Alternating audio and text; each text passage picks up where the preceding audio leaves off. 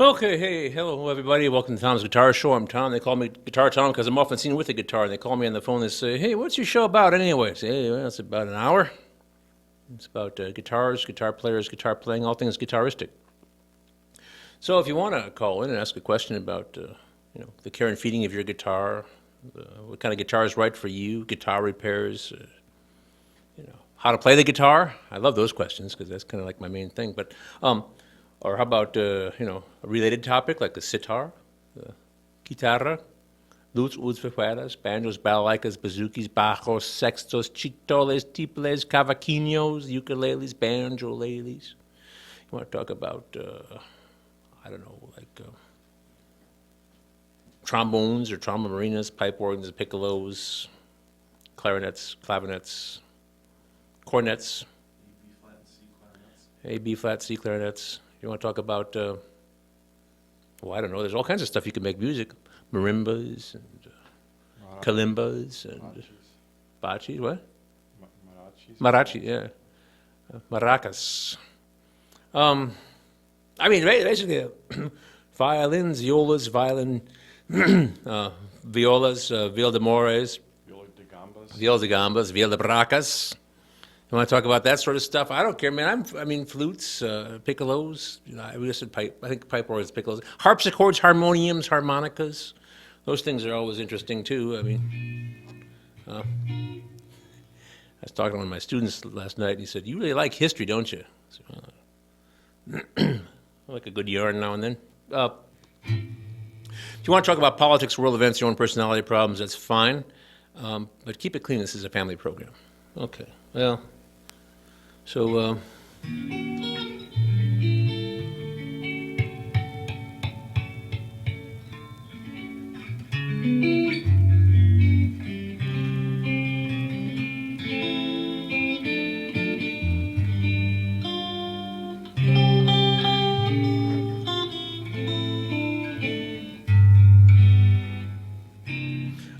I think I'm going to tune a little bit more. I was bending some notes earlier.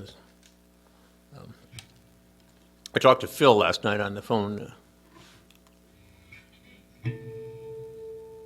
I'm sharp.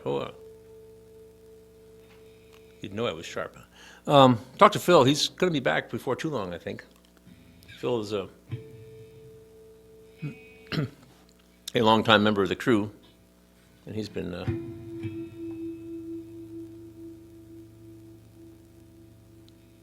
think he had an injury and he's recovering, and we've all been wishing him the best of luck and everything and speedy recovery, but he'll be back with us before too long. There you go.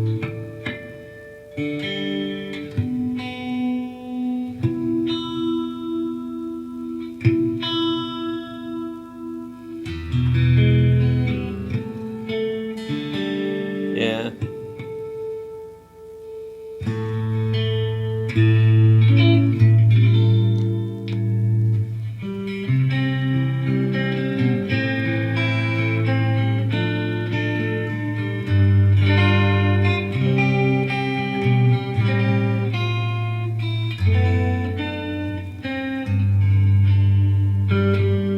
It's not still not in tune. I could spend the whole show tuning this guitar.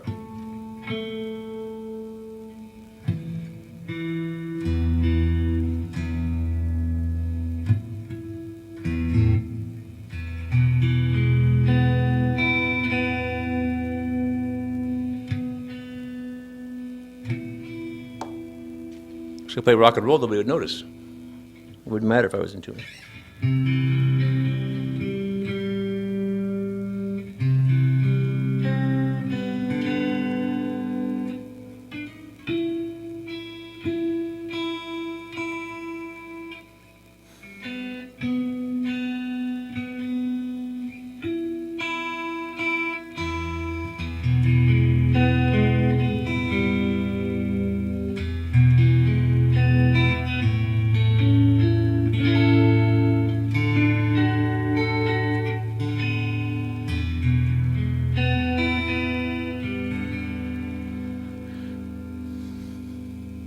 We'll pretend it's in tune.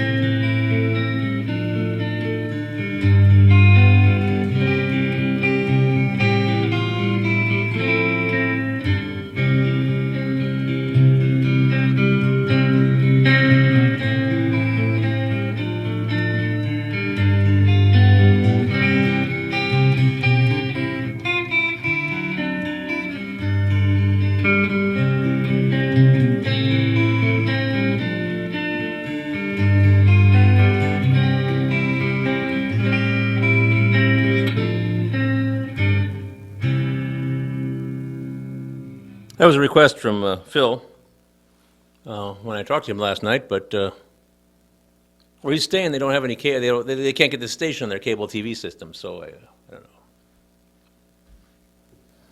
So I don't know if it makes any difference at all anyway, but anyway.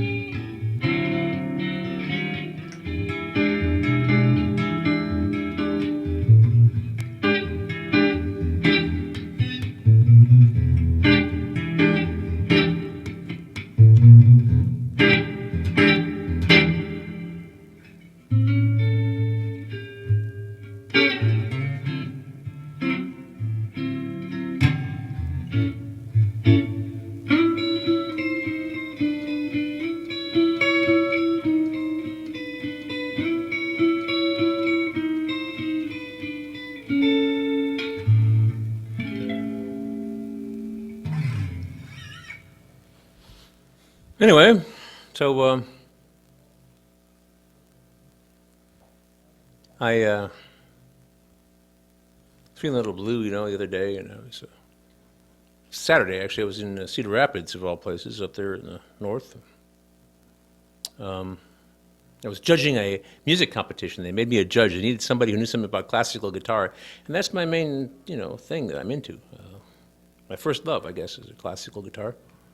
But I was feeling a little blue for one reason or another, and so they had at the Guitar Center up there, almost to Marion, in northern Cedar Rapids. There, they had a Fender Starcaster. Now there was a Starcaster around for a while. It was like $125, Stratocaster copy, really, really cheaply made. But this one was a reissue of a semi-hollow body, which is like this, has F holes, these F holes here that so it's hollow, and there's a little piece of wood in there to keep it stable and conduct the sound through the top. But there's a lot of empty space on it, and it's a different shape from this guitar and different kind of pickups and everything. But it was a Fender. But they had one there, and it was $700. I didn't have $700, and they sold it anyway. So I did have $300 though, and I was looking at this one when I was up there before, looking at the Starcaster. So this is a very inexpensive, Epiphone ES335 knockoff, made in Asia, of course. A real ES335 is a couple $1,000 at least. But, this one's kind of sweet. I like it. It makes me kind of happy. See, whenever I get blue, some people reach for the bottle of whiskey or something, LSD, I don't know what they're into, but me, I like to reach for a guitar. And sometimes I like to reach for a new guitar. So I did it again. I fell off the wagon. I bankrupted myself. See, the thing is, I didn't owe any money to the guitar shop here in town for a long time, and I just sort of, been squirreling away my little extra money that I make here and there on the weekends. And so I had this one. So I've always kind of wanted an ES335. And this isn't a real ES335, but it's kind of, it's nice. But, this show always comes on kind of at nap time for me. Well, so it's,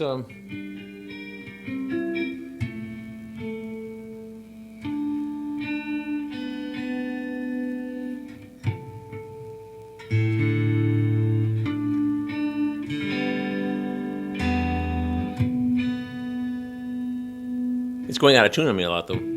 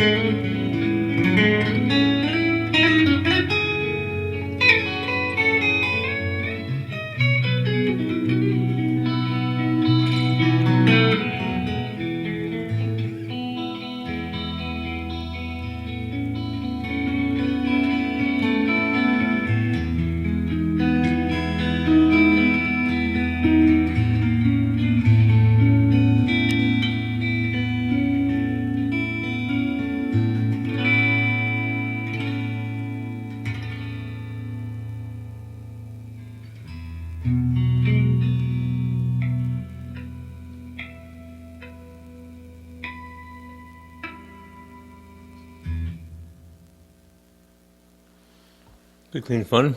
So I saw Mark Deckard coming here. He was used to be this show's been going on for almost 20 years, and long ago we had a lot of calls in the old days. You know, the call-in shows were a really big deal, like years ago, and so what I did is I rigged up a microphone in the control room, and so that his voice would come and he'd click on the mic, click.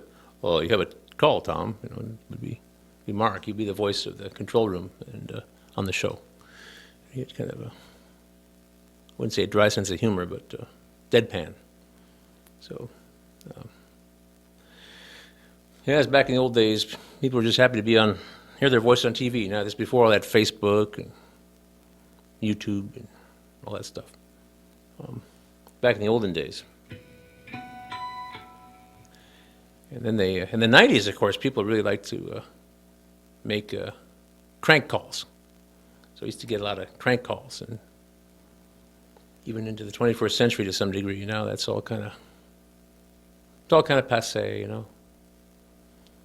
I think people don't even watch my show anymore. But then I go places and people say, "Yeah, I saw that you're playing that yellow guitar." I say, "Yeah, I played. That's my yellow Flying V, Lamborghini Yellow." And people. I think what they do is they keep flipping back and forth at different channels, and then they say, "Oh yeah, the guitar guy on TV."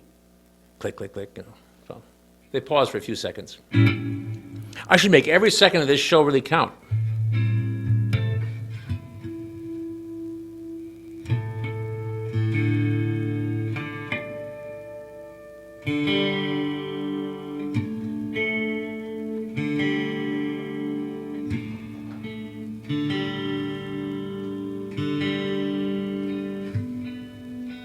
Yeah, Mr. Skrbitsky's here. Well, it would now be a good time to mention that obituary that we talked about last week, and I forgot to bring the information in. We should make sure people note this passing. And it's only a little more than a page, so I guess I'll just read the whole thing. Yeah, go ahead and read it. Okay. And, this was brought to my attention by a friend of mine. Sent me a link to this. This is from CBSNews.com. Paco de Lucia, flamenco guitar master, dies at 66.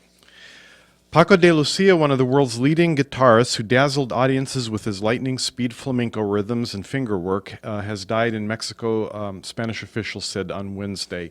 And let's see, what's the date? Yeah, this is a couple of weeks ago, February 26th. He was 66. A spokeswoman for the town hall of de Lucia's native Spanish town of Algeciras said de Lucia family members had told them the artist died of a heart attack. She said he began to feel unwell while on a beach in Cancun, Mexico, with his child, and died while being taken to a local hospital. The official spoke on condition of anonymity, as town hall regulations do not allow her to be identified publicly. Describing the death as unexpected and premature, Education and Culture Minister Jose Ignacio Wert said he was a unique and unrepeatable figure. Born December 21st, 1947, De Lucia, whose real name was Francisco Sanchez Gomez, was best known for flamenco, but also experimented with other genres of music. One of his most famous recordings was Friday Night in San Francisco, recorded with fellow guitarist John McLaughlin and Al Di Meola. Al Di Meola, yes, he's American. Al Di Meola. Okay, in 1981, an album that helped introduce him to a wider audience, especially in America. His albums, such as El Duende Flamenco de Paco de Lucia and Almoraima, also reinvented traditional flamenco with a more wide-open, sometimes jazz-like flair. During the 1960s and 70s, he formed an extremely popular duo with late flamenco singer legend Camarón de la Isla. His 1973 rumba Entre Dos Aguas, Between Two Waters, became one of the most popular recordings in Spain. It has been said, and rightly so, that Paco de Lucia has never been surpassed by anyone, and guitar playing today would not be understood without his revolutionary figure, Spain's Arts Association, SGAE, said in a statement. De Lucia also helped bring the cajon, a box-like percussion instrument, to a wider audience. During a tour of Peru in the 1970s, a local musician gave him and his drummer a cajon, which until then had been largely unknown as an indigenous instrument. And that may be pronounced cajon, because there's no accent mark, and it ends in an N, so I think it's cajon. De Lucia was awarded the Culture Ministry's Fine Arts Gold Medal in 1992 and the prestigious Prince of Asturias Prize for the Arts in 2004. Never able to read music, it's interesting, De Lucia memorized everything he performed in concert, so he did the work. Most famously, Joaquin de Rodrigo's Concierto de Aranjuez at London's Festival Hall in 1991. That's a famous classical piece. That's the most famous guitar concerto, basically. Yep. Attended by the composer himself and considered one of the best interpretations of the piece. In a documentary, De Lucia once said, "With the guitar, I've suffered a great deal, but when I've had a good time, the suffering seemed worthwhile." So that was from CBS News. So I'm very familiar with him in that I've been listening to him for a long time, and I have I have a lot of that same sort of influence in my. Of course, I'm up here in Iowa, and it's different, but the kind of flamenco thing is kind of a starting off point because he played with jazz people, and his Aranjuez, the orange juice they call it, the concerto, Rodrigo concerto. He really flamencoed it up, but he was very controversial because a lot of people are very purist about things, and so they said, well, he wasn't playing the pure flamenco stuff. There's this sort of like, there's certain ethnomusicologists who have flamenco has to be like this. It can't, it's because it's how somebody played it, at one point in history. It's one person, but there are a lot of. I took flamenco lessons, and the people are very. Ethnomusicologists can be really judgmental about things. They want it to be just right, like a museum piece. And so he was, he would play jazz, and he was influenced by a lot of things, which a lot of the flamenco guitar players were. And, if you just look through the 20th century, from the earlier to the later, the flamenco guitar evolved quite a bit and became a solo instrument. It used to be just an accompaniment to song and dance. And people took it as a real solo instrument. And he was like, he took it another step farther. So so he got a lot of flack from all different sides for his, and that's probably what he means about suffering with the guitar, because he'd play the way he wanted to play, and other people would say, well, that's not, it's like the banjo joke, they say, how many banjo players does it take to screw in a light bulb? It's like 5. 1 is screwed in, and 4 is sit around saying, that ain't the way Earl did it, for Earl Scruggs, It's one of those things, so you have to play it like this, because that's how, somebody else played it. So, in a generation before, Manitas de Plata was, doing his thing, and Sabicas also, but they were like turning it into a solo instrument without the singing and the dancing and the hand clapping. So Paco took it a little farther, and started playing with jazz people and, non-gypsies or non-Romani people, and so he got a lot of flack, I think, in his lifetime, and I've heard people put him down, in conversation, put him down for being not authentic enough. It's the same as that banjo joke, He's like, well, that's not the real flamenco, and and people are like that, I've gotten some of that flack on this show, actually. A YouTube Years ago, we did I think I was playing my Taylor steel string guitar, and some caller called in and said, "Play the fastest flamenco you can." I said, "Well, I can't really. I'm not really a flamenco guitar player, and I can't really play flamenco on a steel string, but I'll do this for you." So I played some Rastiado stuff and some kind of fast stuff on a steel string guitar, and then Laura put it up on YouTube, and there were all these terrible comments. You desecrate. You have raped flamenco, and all these things like that, and I was thinking. Yeah, but if you say that's not really flamenco, and it's like I said that, Right. Yeah. But maybe they didn't hear that, or they didn't care, or whatever. So, and that's just my little bit of it. But he made a career of going out there and doing his thing, and playing the way he wanted to play. And he was from there, he was the real thing. But he took it, in different directions. He broadened the scope for a lot of people. I should add too that my friend had seen him play years ago. Maybe I'll email him back and ask him for more details about that. I'm assuming it was in New York because that's where he lives, in the New York area. And he had nothing but high regard for him. Obviously he emailed me the obituary.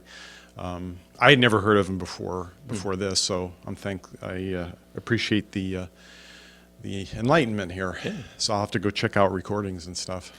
Yeah, I think we should know about him. I mean, you can see his stuff, and you can hear his recordings, and you can see his stuff up on YouTube and stuff like that, or other Vimeo, other things online. I've never seen him live. I've listened to a lot of his stuff, and I've listened to that record he made with Al Di Meola and John McLaughlin. He was, and I remember hearing John McLaughlin talking about that night. They three played together. But I've heard that whole thing. That's a record. It's out there. It's an interesting thing. It's too bad he died at this time. He could have lived. I mean, he could have had another 10 years in his career easy. But Sure.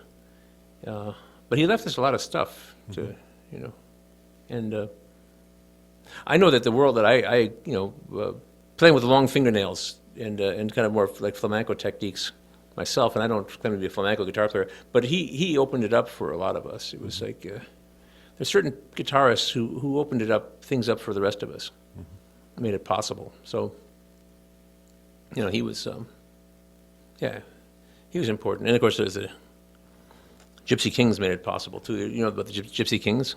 Kind of, from what you've said here on the show. Yeah, they're a lot of fun to listen to. But he was a little bit more. They were a lot of fun, and popular and stuff like that. And there are a lot of them. They're all cousins and stuff. Or actually, two sets of brothers and their cousins. But he, it takes a lot of courage to do what he did with his career. And as far as that Rodrigo concerto, I've heard him do it, and I loved it. I love that concerto. I have the music for it at home. I've kind of wanted to play it. There were times in my life when I thought that I set a goal to play that. And it's possible. I had to practice it for about a year, I suppose, and then get some orchestra who's interested in doing it. Because it's hard for them, too. There's some cello things and bouncing your bow, because the cello has to sound like a guitar strumming a rascaille.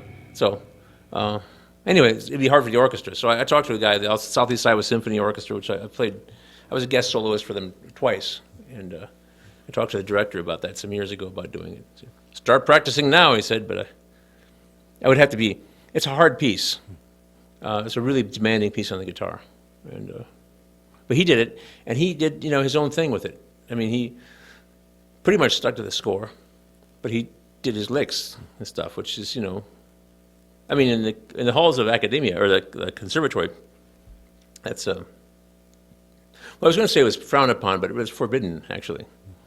Maybe somebody gets a cadenza now and then, but if you are, you're supposed to play what's on the page, and well, as the obituary mentioned, he performed it before the composer himself, and the composer really liked what he did. So there you have it.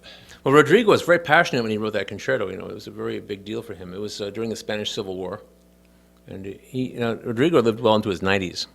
He's almost 100, I think, when he died, and he was blind. And he wrote some of the most romantic, passionate Spanish music. A lot of it not in Spain, but he had skedaddled during the Civil War. This was in the 30s. He was in Paris, and his wife was sick. She had a baby, and the baby died. And there's this thing at the second movement, the famous second movement that goes sort of like a.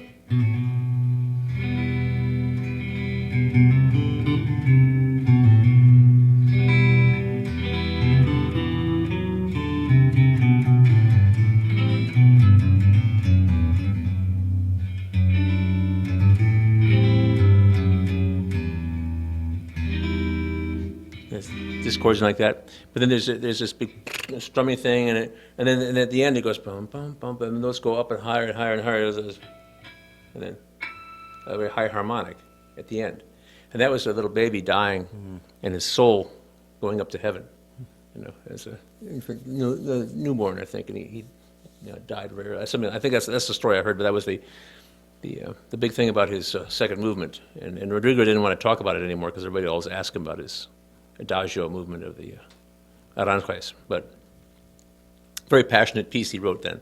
So it's like a very, so somebody like, I mean, it's also very Spanish, it has a kind of a gypsy thing, a Romani thing in it.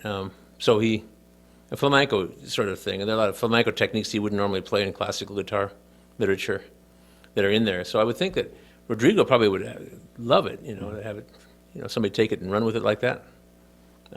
I mean, Narciso Yepes championed that piece and played it quite a bit.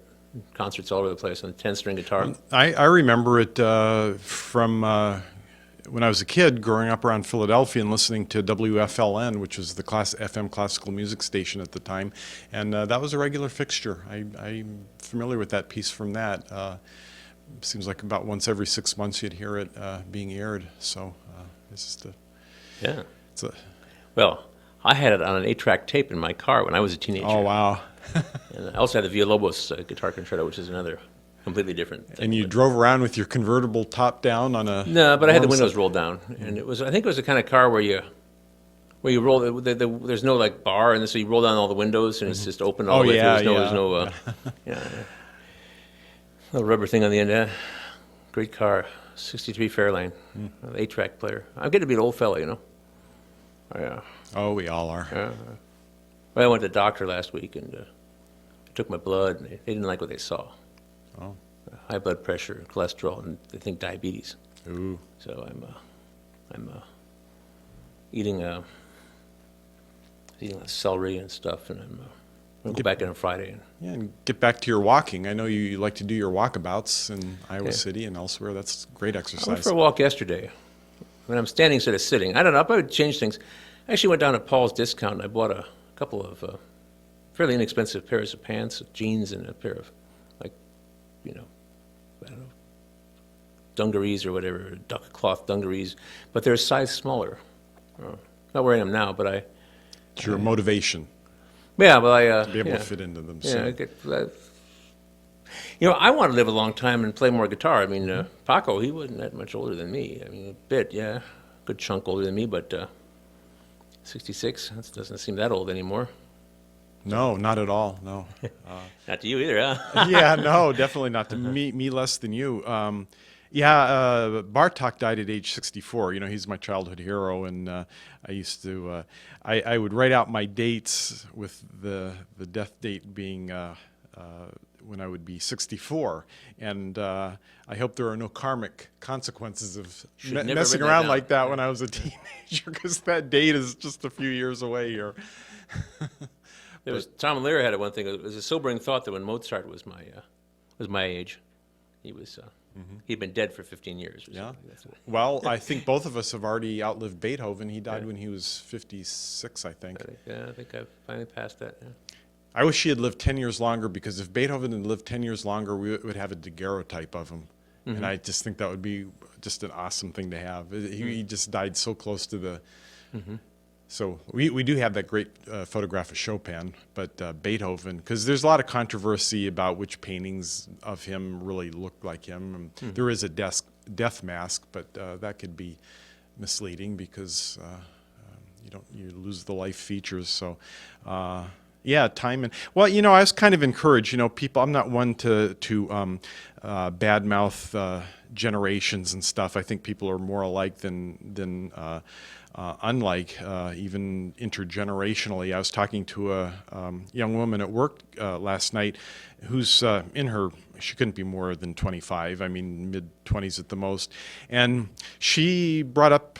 She was talking about that she often thinks about how will she die? How will she die, and when would she die?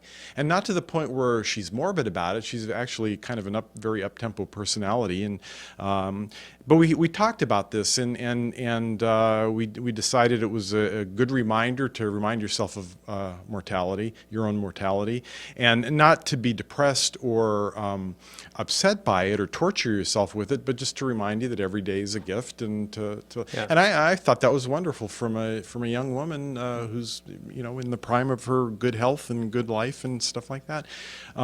So we can't give up on younger generations, because I think they're proving to be just as thoughtful as anybody else. Well, it's all individuals. There's a common cultural thing, that you might not approve of, and I don't really approve of a lot of things from my generation, the kind of things, and the one before me.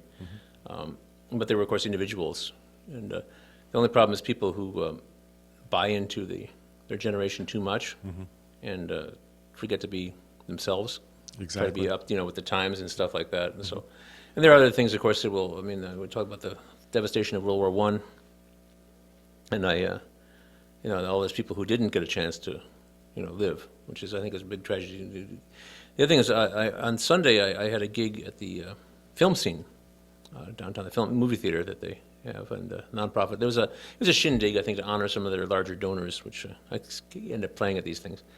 But then I wanted to see the movie, and it was, I think, The Woman Number 6. I think it won an Academy Award for documentary. It was about 40 minutes long, and it was this woman who got taken away during the Holocaust. She's still alive. She's 109, and she's still playing piano all the time, and she has a very positive attitude about things.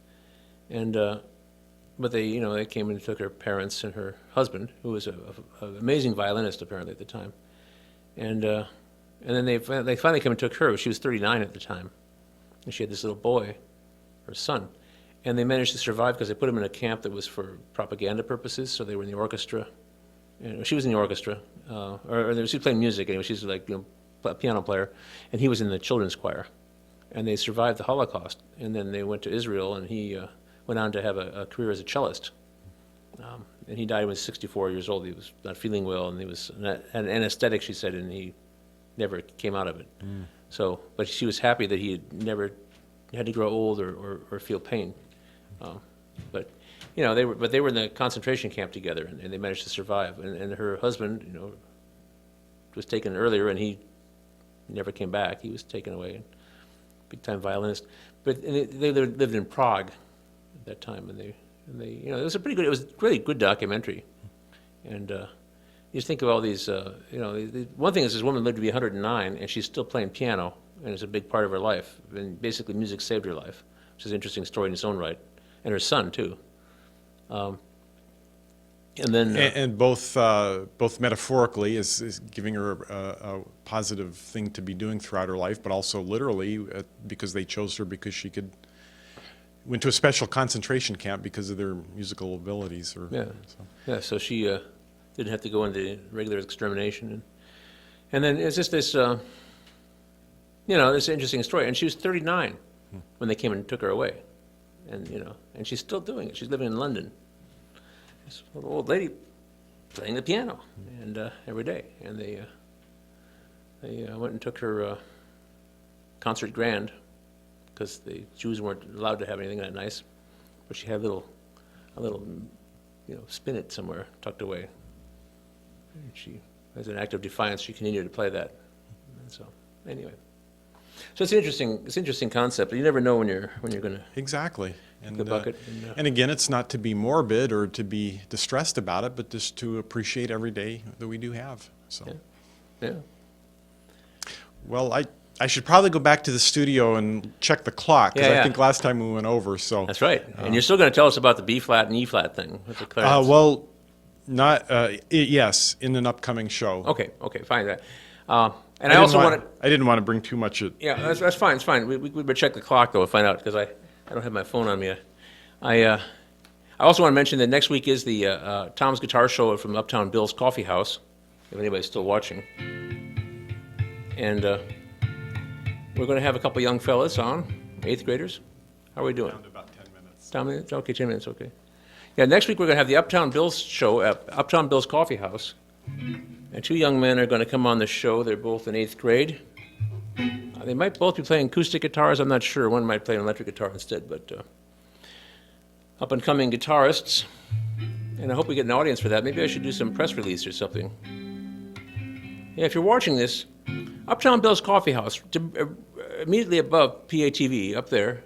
And it's corner of Dubuque and Lafayette Streets, South Dubuque Street, by the tracks. Easy to find. It's a coffee house, has a stage. We're going to do our show at 6 o'clock, as we always do, 6 p.m.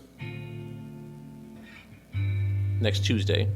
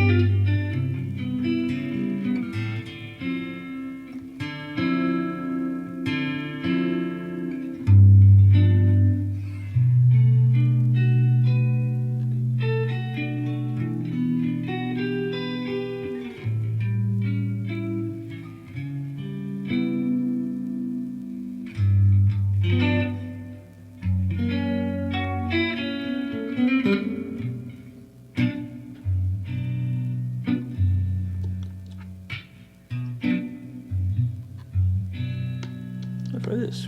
1, 2, buckle my shoe.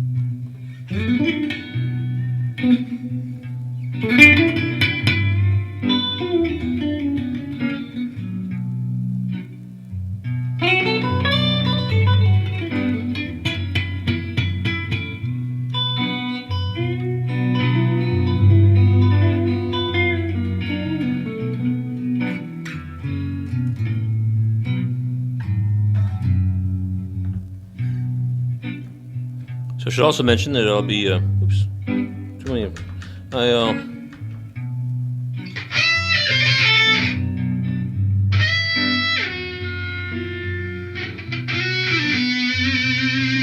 I'll be at the Tuscan Moon this weekend.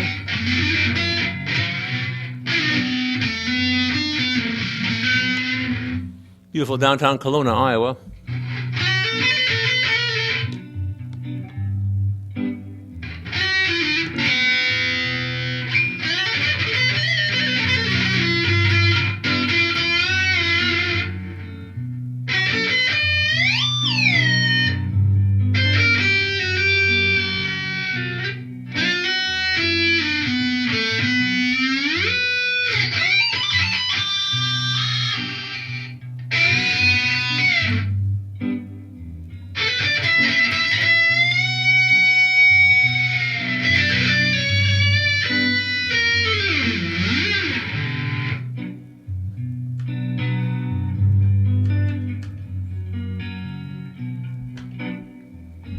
And not only will I be at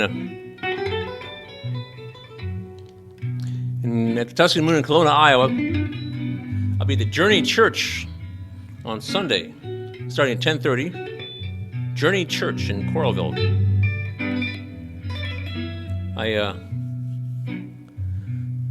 I'm not a man of the cloth or even but I mean, I'm the right-hand man of a preacher up there, so it's very nice as people go there.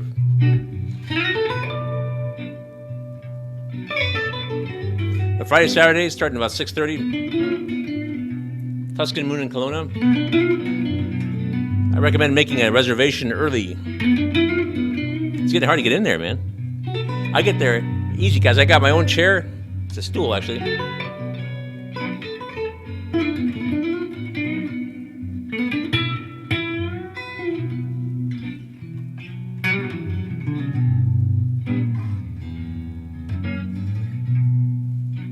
I was talking to my eye doctor today. She was saying that she's always looking for a really nice restaurant to go with her husband for date night. There's no better restaurant than the Tuscan Moon for date night.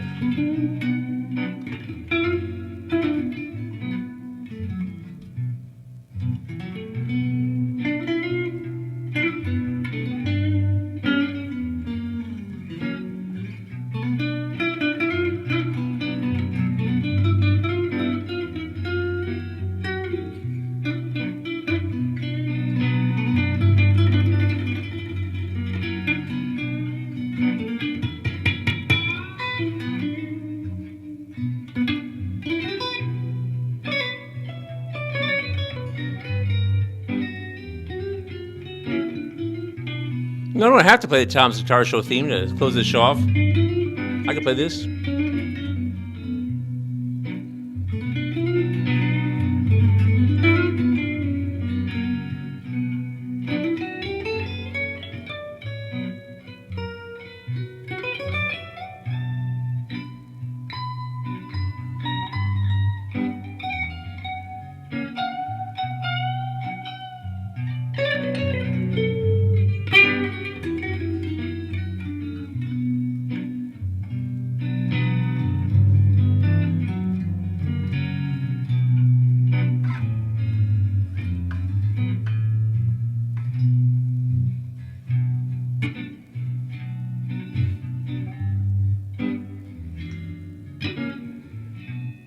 you.